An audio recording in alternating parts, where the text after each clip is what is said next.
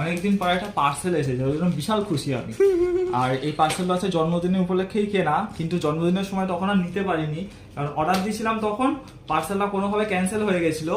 আবার নতুন করে অর্ডার দিয়েছি আজকে। জামাটা আমি নিয়েই ছাড়বো, যেভাবে হোক জামাটা আমাকে আজকে পরতেই হবে, এটাই ছিল আমার মূল উদ্দেশ্য। তো জামাটা এসে গিয়েছে, এই যে জামাটা। আর চলুন তাহলে জামাটা খুলি আগে, তারপর আপনাদেরকে দেখাচ্ছি। চলুন জামাটা এবারে খুলি আর দেখাই আপনাদেরকে। এই যে দুবারের অর্ডার দেওয়ার পরে তারপরে জামাটা পেয়েছি আমি, এই জামাটা। আর আরেকটা জিনিস দেখাবো, আমার ফোনের ব্যাক কভারটা হচ্ছে এইরকম, মানে জামার সঙ্গে ব্যাক কভার অনেকটা এরকম ম্যাচিং ম্যাচিং হয়ে গেছে। তাহলে চলুন তাহলে জামাটা একবার আপনাদেরকে পরে আমি দেখাই।